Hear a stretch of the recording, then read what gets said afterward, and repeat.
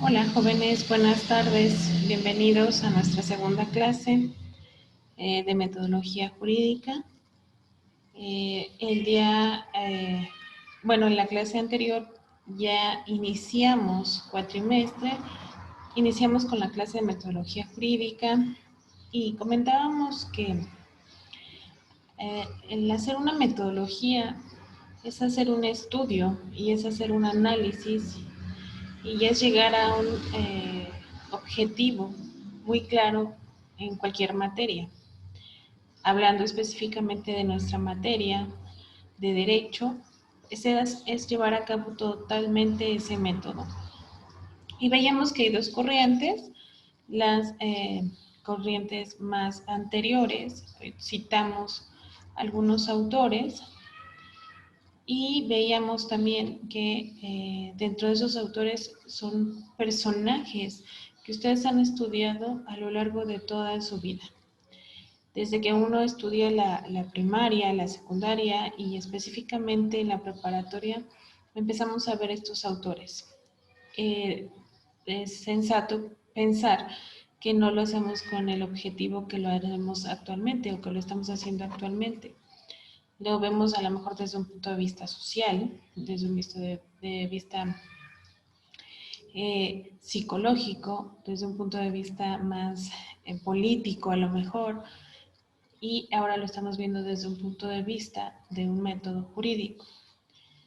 Y decíamos que no es lo mismo y no es tan sencillo llegar a un método y dentro de ese método contar con todas las partes que lleva a cabo un método común, un método científico, a lo que lleva un método jurídico. Las soluciones y las resoluciones no siempre van a ser las mismas, porque estamos hablando del estudio de personas, del estudio de conductas sociales, no así un estudio científico de una ciencia natural, de una ciencia matemática, que es más específica, más correcta. No es lo mismo que estudiar a un grupo social que va a tener diversos comportamientos ante la misma situación. O bien que la situación no siempre va a ser la misma. Es decir, que no siempre vamos a tener las mismas circunstancias, aunque pudiera ser una situación similar. Y el día de hoy vamos a ver lo que son los modelos actuales de esta metodología jurídica, ¿ok? Vamos a iniciar para ver que existe una metodología que se llama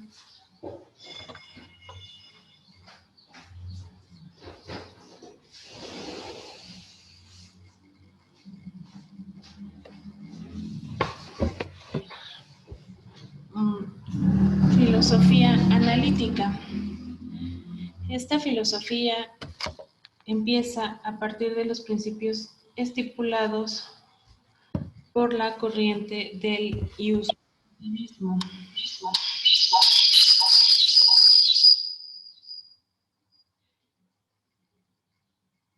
Surge la necesidad del estudio de la norma jurídica en cuanto a su contenido, a su literalidad, y una de estas corrientes es la filosofía analítica.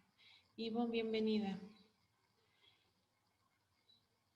Estábamos compartiendo, Ivonne, el tema de los modelos que se llevan a cabo a través del sistema jurídico para tener en cuenta todas estas circunstancias para llegar a un resultado de un método para aterrizarlo a un tema jurídico.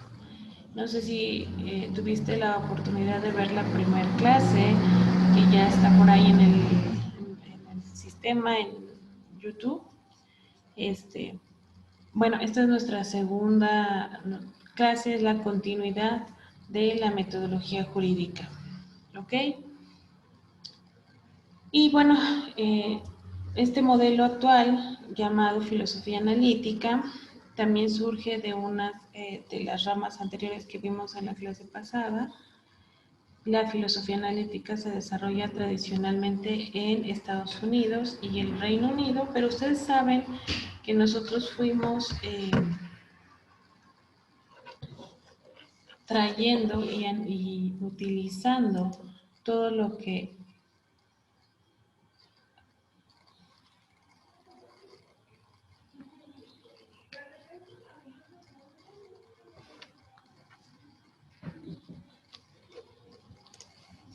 es de manera reiterada positivo en otras naciones. Si nosotros estudiábamos un poco lo que es el método de derecho penal, pues vamos a ver, por ejemplo, que nuestro actual modelo de derecho penal es un modelo que ya se ha utilizado en otras naciones, es un modelo que inicia a lo mejor originalmente en Europa, posteriormente se va al derecho sajón, Chile lo adopta y lo hace suyo, obviamente ya con una corriente más propia, y México, al ver que eso sí funciona, pues entonces lo que hace es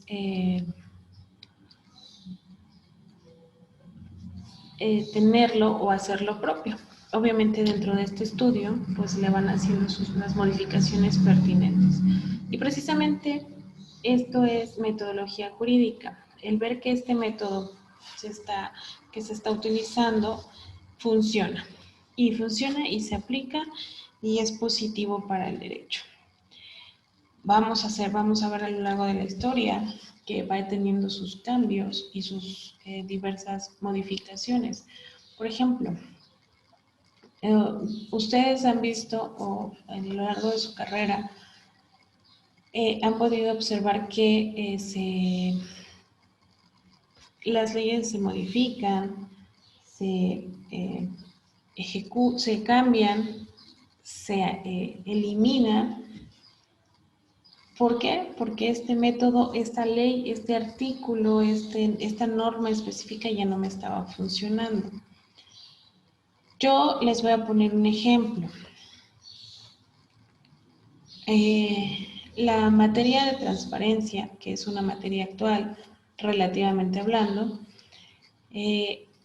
inicia, y esa es una de sus tareas que me gustaría que ustedes pudieran investigar, de una ley de su preferencia. ¿Cómo es que se hace la modificación, la derogación o la abrogación de un artículo específico? Les voy a poner un ejemplo. Bueno, el primer ejemplo es la materia de transparencia. Se modifica el artículo sexto constitucional. Se adhiere el tema de la transparencia y la rendición de cuentas a nivel nacional. Posterior a eso se adapta también la Constitución, bueno, de diversos estados, hablando específicamente del Estado de México. Se hace la modificación del Estado de México en la Constitución y se crea una ley a nivel nacional, es la Ley General de Transparencia y Acceso a la Información Pública. Esta ley aplica a las 33 entidades de la República Mexicana. Cada estado va adaptando tras este método qué le funcionó a la nación, cómo le funciona, van adaptando y van haciendo sus propias leyes estatales. Si mi dato es correcto, hasta finales del año pasado, nada más 11 entidades tenían una ley local de esta materia. Se modificaron también, en el caso del Estado de México, el artículo 7º de la Constitución Política del Estado de México y se adhiere también la transparencia. Ahora bien, esta ley inicia, pero no tenía una forma coercitiva de ser aplicable. Entonces, pues no tenía el objetivo no se estaba cumpliendo. ¿Esto qué nos hizo llevar a cabo? Pues este método que estamos estudiando en esta clase. Este método no nos está funcionando, ya está la ley ya te dice que, pero es preventiva. No hay una sanción. Y entonces hay una modificación y ya comienzan a ver esa coercibilidad en en la ley local. Y entonces nosotros sabemos, este método a través de la historia nos ha enseñado que para que la gente cumpla o cumplamos la ley, tiene que haber una sanción. Y esta sanción empieza a existir en materia de transparencia. Es decir, si tu sujeto obligado no cumples con esta circunstancia, entonces va a haber una sanción. ¿Ok?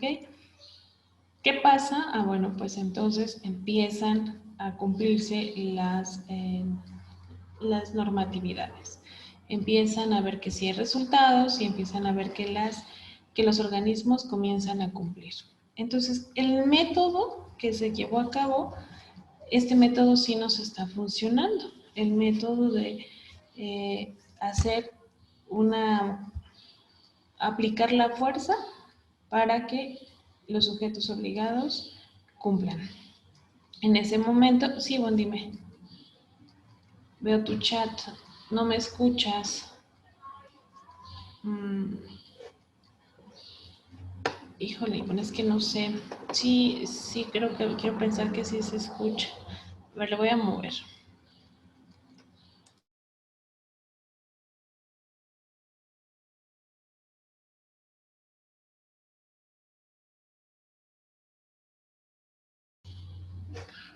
A ver, ¿así me escuchas?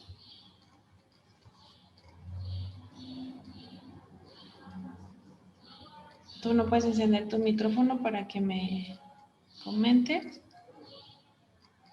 Bueno, espero que me escuches. Si no, me escribes otra vez, por favor. Y entonces decía yo que el hecho de existir la coerción hace que la gente sí cumpla con la ley. Si todas las leyes existieran sin que hubiera ese tema de sancionar, pues nadie las cumpliría. Y el ejemplo claro que les estoy poniendo es este ejemplo, ¿sí? Ahora, voy a dejarles de tarea otro ejemplo. Les pongo el ejemplo y ustedes hacen la investigación. En el año 2011 se reforma la ley, el artículo primero constitucional, y dice que de ser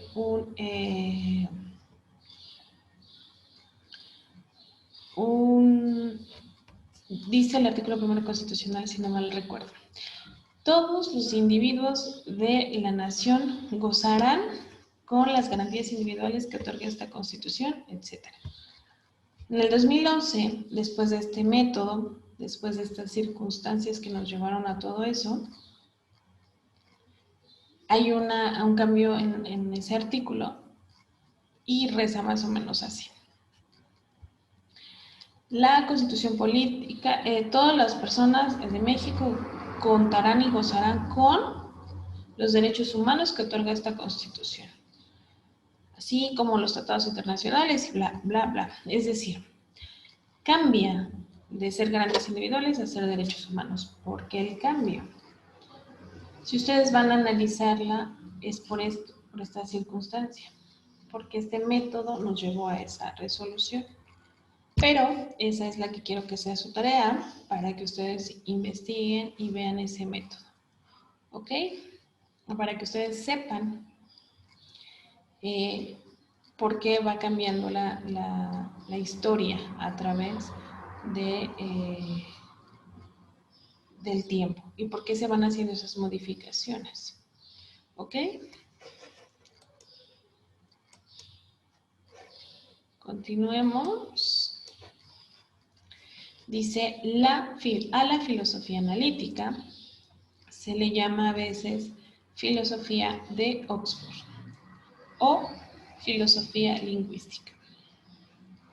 Pero estas etiquetas son, cuando menos confusas, sea lo que sea, la filosofía analítica no es manifiestamente una escuela, ni una doctrina, ni un corpus de proposiciones aceptadas. Es decir, es solamente una teoría como las que estudiamos en las primeras teorías de la filosofía. Veíamos lo que era, o vamos a ver lo que es la epistemología, el estudio de todas estas métodos que se están llevando a cabo.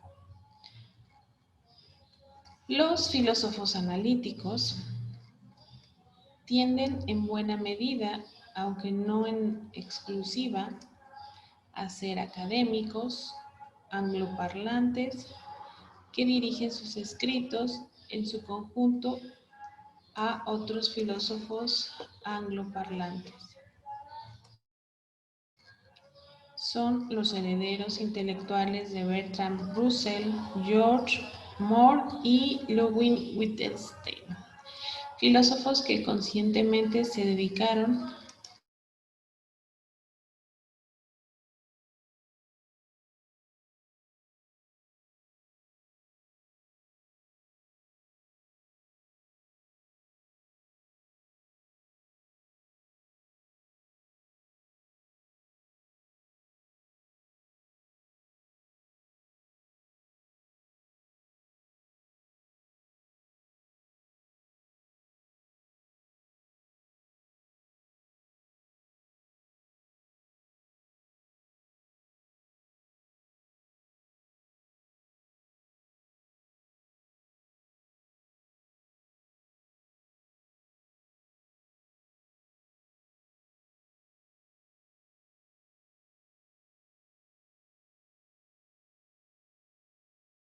Entonces, precisamente por ese comentario que les hice, es que estudiamos a estos intelectuales.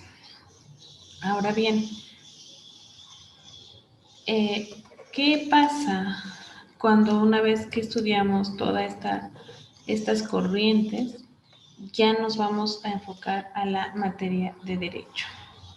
La primer vertiente de la corriente filosófica analítica del derecho la tenemos en el análisis conceptual.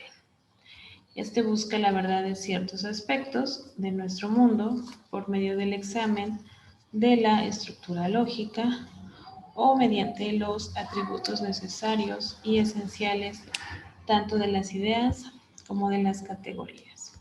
Ivonne, ¿ya me escuchas? Puedes comentarnos aquí en un análisis conceptual para ti qué es el derecho. Ya quiero pensar que en lo largo de nuestra carrera, en lo largo de tus cuatrimestres, pudiste analizar y pudiste definir lo que es el concepto de derecho y hacer un análisis del por qué iniciamos definiéndolo de esa forma. Tienes oportunidad de escribir en el chat o de preferencia de encender tu micrófono y compartirnos tu concepto de derecho.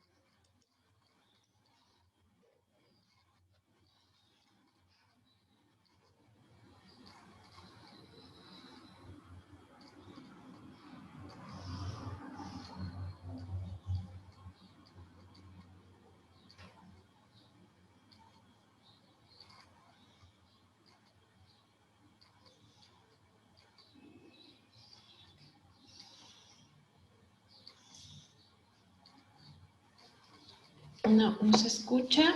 Y aquí en el chat.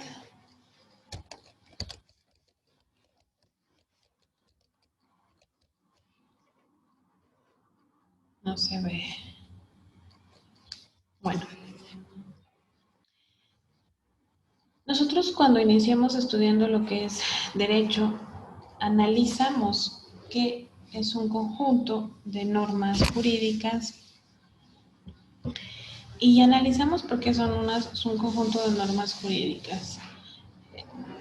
Decimos y hacemos una diferencia de las normas jurídicas a las otras clases de normas que han estudiado y que establecen los juristas.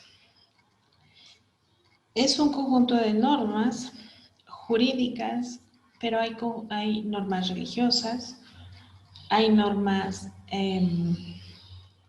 sociales, hay normas morales y tenemos a las normas jurídicas. ¿Cuáles son las características de la norma jurídica que nos hacen poder aplicarla a este análisis conceptual para llegar a ese método? Al igual que en esta materia hemos comentado, pues se analiza cuál es la diferencia. Una norma jurídica es bilateral, una norma jurídica es coercible, que es el ejemplo que poníamos hace rato. Una norma jurídica es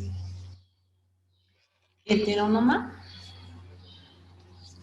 y una norma jurídica es exterior. ¿Ok? Tiene las 4 características para ser considerada, estudiada y aplicada por el derecho. Sin en cambio una norma religiosa, vamos a ver esas 4 características, que no las tiene, no cuenta con esas 4 características. Ok, denme un segundito.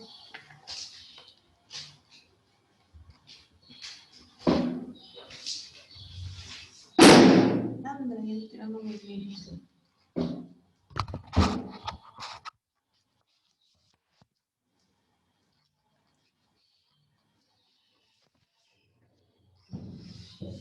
Espérenme, chicos.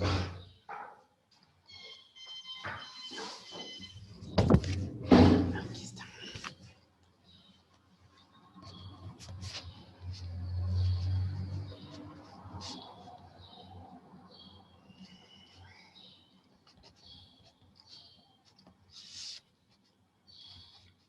Ok. Una norma religiosa es interna, a diferencia de una norma jurídica, toda vez que se va a llevar a cabo solamente por nuestras decisiones. Si bien es cierto, existen leyes canónicas o leyes de cada religión, sin especificar una sola o no centrarnos en una sola religión, también es cierto que esas leyes solo van a ser aplicables a las personas que quieran pertenecer a eso. Por ejemplo, a los sacerdotes, si no quiero, no soy y no se me aplican esas leyes. Y al resto de la población solamente son internas. Solamente si yo creo y quiero creer en ellas, se van a aplicar de manera interna. No hay una coercibilidad. Contrario censo de las normas jurídicas, sí hay una coercibilidad, porque quiera o no quiera, me aplica. ¿Sí? Justamente me preguntaban del principio general de derecho que dice que el desconocimiento de la ley no te exime de su aplicabilidad, ¿ok? Entonces, eso nos vamos. El hecho de que yo desconozca una ley no quiere decir que no la cumpla en una norma jurídica. En una norma religiosa, si yo la conozco o no la conozco, eso no me obliga ni me van a sancionar por eso. Es decir, yo puedo no llevarla a cabo, ¿ok? Y no va a pasar nada.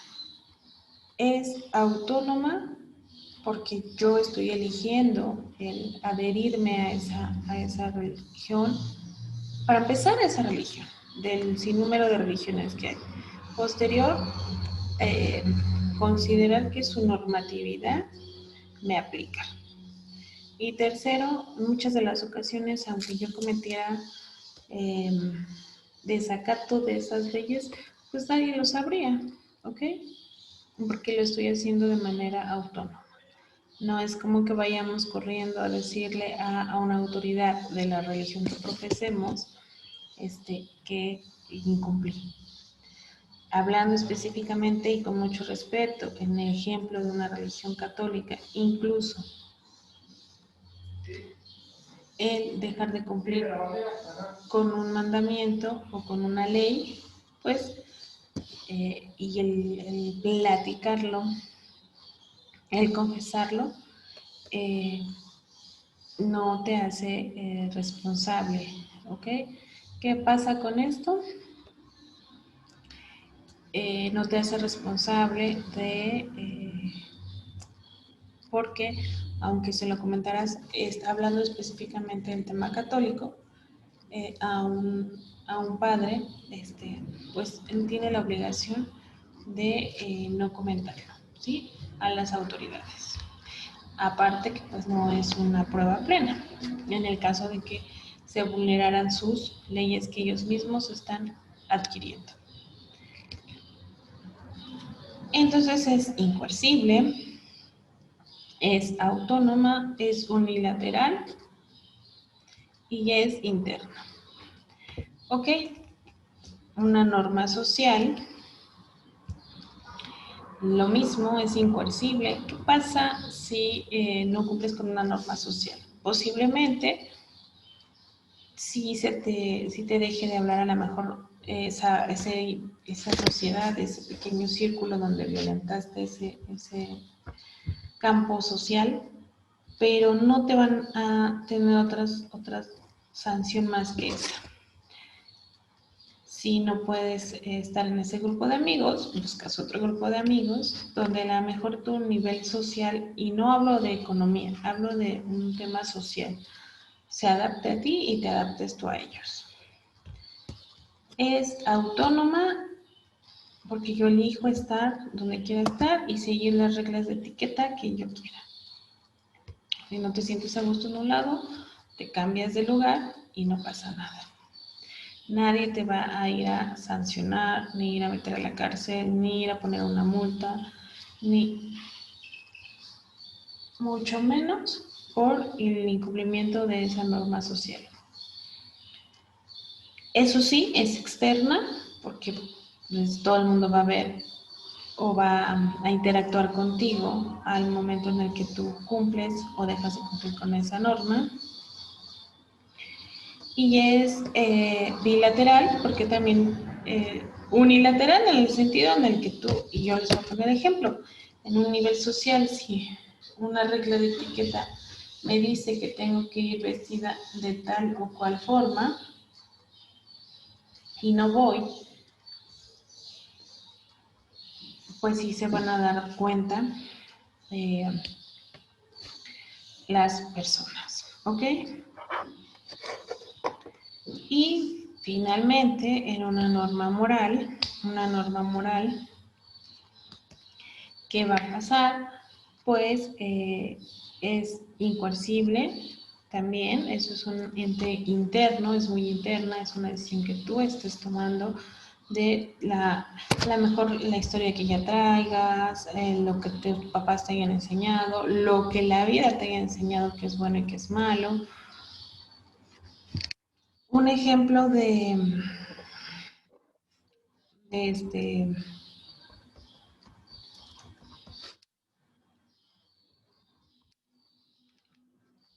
de una norma moral es darle, por ejemplo, a una persona de la tercera edad o una persona embarazada el asiento en un autobús, el asiento en una sala de espera, el asiento en diversos lugares. ¿Qué va a pasar? Bueno, pues esa es una idea tuya, esa es una moralidad tuya y tú sabrás ¿Qué tanto? ¿Qué te enseñaron? ¿Qué es bueno para ti? A lo mejor puede ser que tú digas, no pasa nada, o puede ser que haya personas que digan, no, no, yo me quito, tú te sientas, no pasa nada. No hay una coercibilidad. Es autónoma porque yo elijo o no elijo hacerla o llevarla a cabo. Es unilateral porque si lo decido o no lo decido, bueno, si lo decido a lo mejor afectará a una tercera persona, pero si no lo decido no pasa nada. ¿Sí? No hay hasta el día de hoy, esas normas morales y esto que estamos estudiando, este método, van haciendo que esas normas a lo mejor tengan un aspecto jurídico. Y el mismo ejemplo, ¿por qué ahora en la Ciudad de México hay autobuses o el microbús o el maxibús o algo así que se llama, tiene espacios que son exclusivamente para mujeres y niños? Bueno, por esta razón, ¿sí? Por esta razón de que a lo mejor esa norma moral, al no ser coercible, pues quedaba a decisión del individuo.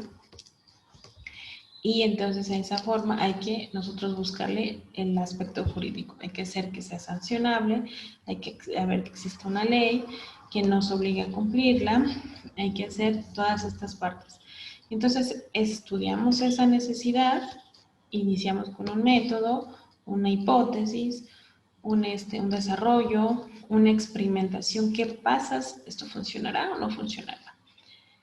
Ya lo aplicamos y llegamos a una conclusión. Si funcionó, lo vamos a ejecutar, o no funcionó, vamos a buscar otra circunstancia y vamos a buscar otro método.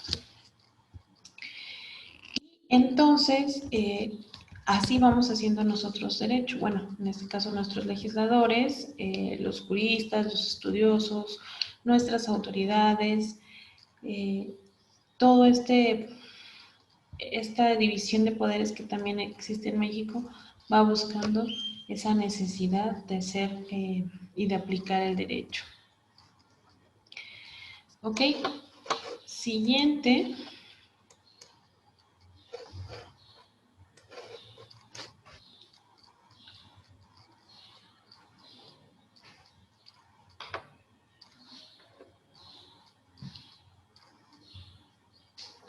Otra vertiente la podemos encontrar en la llamada jurisprudencia analítica, enfoque de la filosofía del derecho que enfatiza el análisis de los conceptos, sistema jurídico, derecho y propiedad,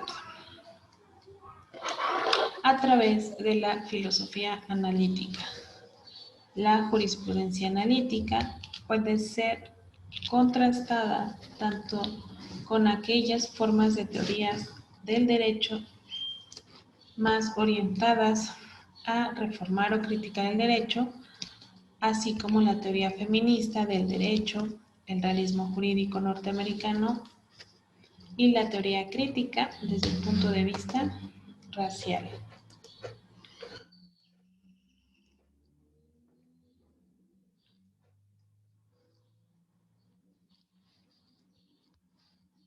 La filosofía analítica es comúnmente contrastada con la filosofía continental, aunque actualmente muchos piensan que tal distinción es exagerada o inútil. En este contraste, la filosofía analítica se refiere a los enfoques filosóficos que enfatizan la lógica, entendida en un sentido amplio, y las exploraciones de la superficie o lógica, oculta de los términos y conceptos, y está asociado en primera instancia con filósofos de lengua inglesa como Russell y Moore. Esos filósofos, estos investigadores ya los vimos en la diapositiva anterior o la anterior a esa, y decíamos que estas personas lo buscan desde un enfoque social, si ustedes recuerdan, muchos de esos autores pues traen como que estas frases que en aquel entonces y con otras circunstancias completamente diferentes eran aplicables y que a la fecha y con nuevas y con esta historia y esta actualidad pues lo siguen siendo. Es decir, ha cambiado la vida en muchos aspectos, pero en aspectos básicos sigue siendo ese mismo estudio. Ok, siguiente corriente, la semiótica jurídica. Y la filosofía analítica es una corriente epistemológica y gnoseológica que tuvo su nacimiento, apogeo y decadencia histórica, como cualquier otra corriente filosófica, y de la que la aplicación actual de algunos de sus postulados o principios en el conocimiento del fenómeno jurídico determina una postura singular en el tratamiento de problemas jurídicos.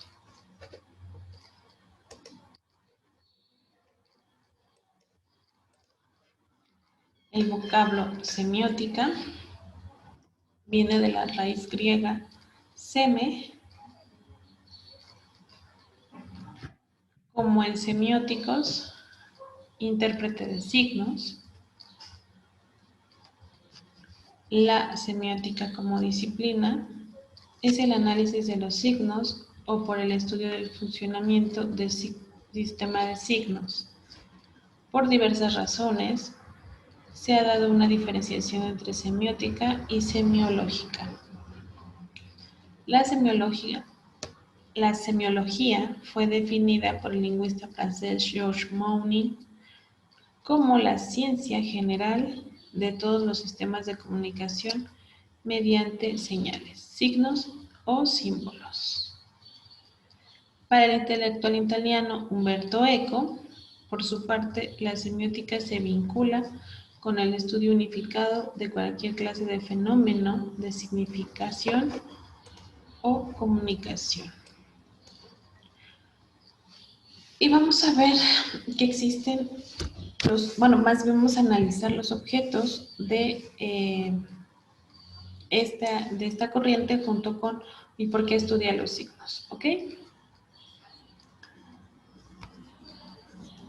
El objeto de la semiótica son los signos, como ya lo vimos o ya lo comentamos, como elementos de suma importancia para el método científico, producto de tres razones principales. Primero, la ciencia en cuanto a una obra social, ya que requiere de la comunicación del conocimiento mediante las palabras habladas y escritas, mismas que son, por ende, no tan solo un accesorio, sino el medio esencial de la misma.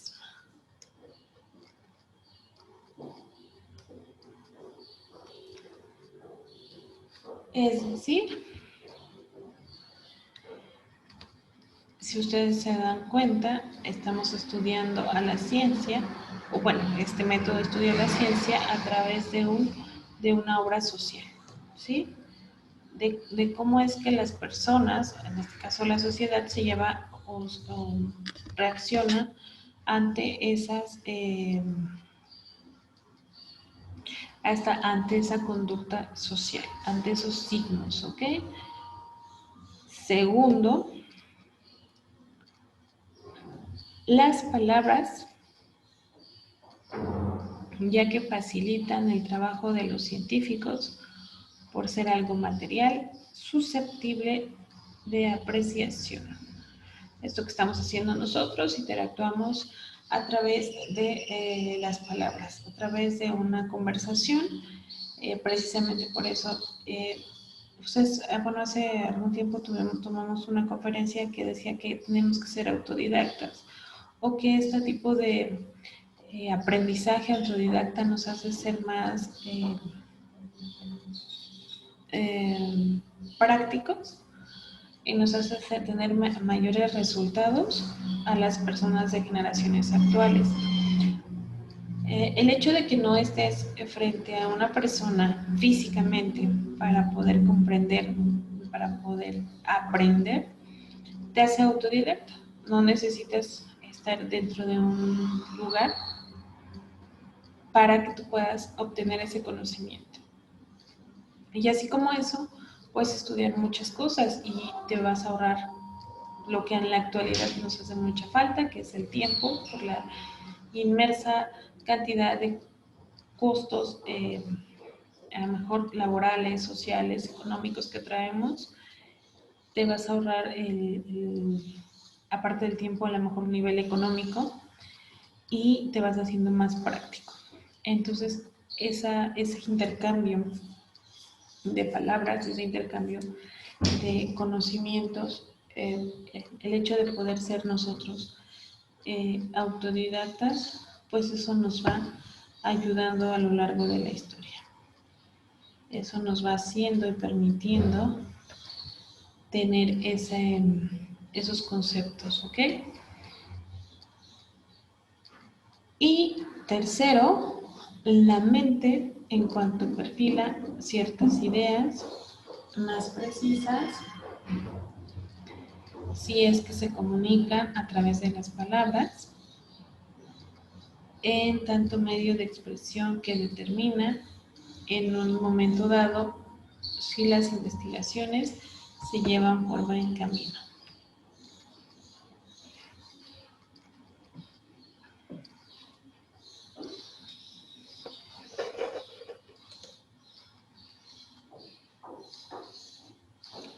La semiótica jurídica se interesa por el análisis del lenguaje jurídico, extiende sus fronteras hacia la interrelación con otras ciencias jurídicas, historia del derecho, por ejemplo, que también es uno de los análisis que más vamos a tener y que nosotros iniciamos en derecho romano, cómo cambia, cómo del jus civile, el jus gentium, pues tiene sus fundamentos en esas ramas.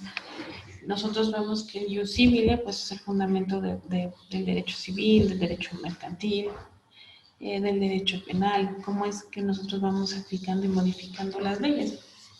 Ustedes se acuerdan que anteriormente existía lo que era la ley del talión, por ejemplo. La ley del talión nos hacía obtener y recuperar, o eso creían, recuperar eso que se nos había quitado, o eso que se nos había lastimado, ese bien jurídico que se nos había afectado, que se nos veía afectado. En la misma historia se dan cuenta que no aplicaba de esa forma y empieza a existir y empiezan a cambiar estas cosas y entonces se empieza a hacer norma, ¿sí? Tú me haces esto, tú me tienes que pagar esto. ¿Por qué? Porque la ley del talión ya no estaba funcionando, porque a lo mejor el más fuerte pues iba a tener mayor beneficio, porque a lo mejor ya se rebasaba el límite que ellos creían prudente de cobro por lo que me habías afectado. Entonces, esta historia del derecho que se va modificando, se va reformando, pues nos hace llegar a este análisis, a este estudio y a estas circunstancias en las que nos hace tomar esas decisiones a través de la historia. ¿Sí? Si nosotros, ahora, no todas las materias tienen los mismos niveles de historia. Nosotros vamos a poder analizar, por ejemplo, si ahorita que estamos estudiando la metodología, en aquel entonces sí, ya tiene muchos años, pero cuando se empieza a aplicar a nivel de derecho.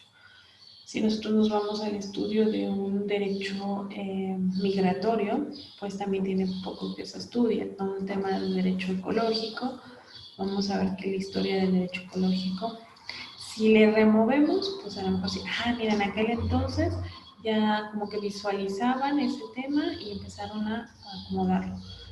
Pero y realmente es joven esas ramas del derecho, esa historia que tienen, y la que se puedan seguir creando. Si nosotros nos vamos a un derecho cibernético, pues su historia comienza con nosotros, ¿sí? Con estas generaciones que están ya apegadas a eso. Si lo vemos nosotros a lo mejor a 50 años, pues ya ahora sí van a tener historia, ¿sí? Ahora sí van a tener un análisis de dónde tomarlo y cómo empezó y por qué empezó y cuánto afectó. Y vamos haciendo errores, vamos cometiendo errores para ir resolviendo derechos, ¿ok? Es como cuando una persona comienza a cortar el cabello. Las primeras veces puede equivocarse, puede hacerlo no perfecto, pero el hecho de irlo haciendo te va generando experiencia, te vas dando cuenta qué hiciste mal para no lo vuelvas a hacer y no lo vuelvas a repetir. Por eso en todas las materias estudiamos historia. En la mayoría de las materias estudiamos historia porque esa historia nos hace no cometer, dicen los autores, los mismos errores que a lo mejor cometieron nuestros antepasados. Y no tanto los antepasados, sino uno mismo, donde cometió un error para no volver a cometerlo y hacerlo de mejor manera.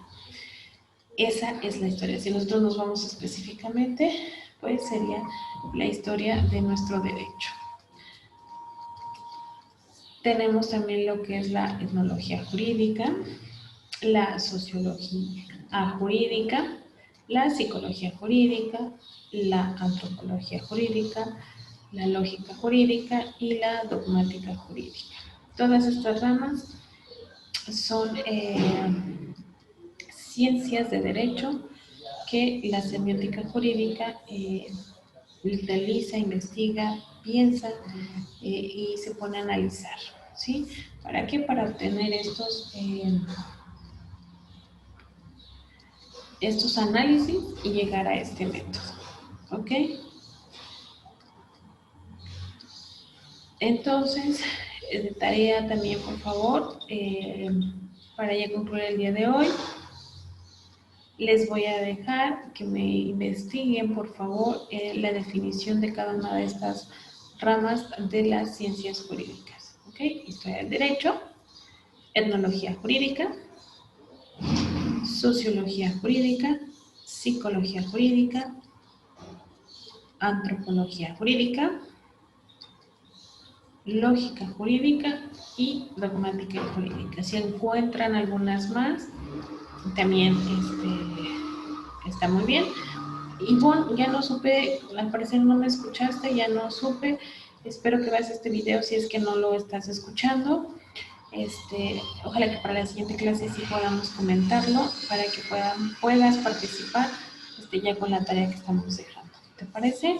Y bueno, pues cualquier cosa, jóvenes, ya saben, estoy a sus órdenes a través de la plataforma, mi número de celular y si no de nuestras asesoras o nuestro director.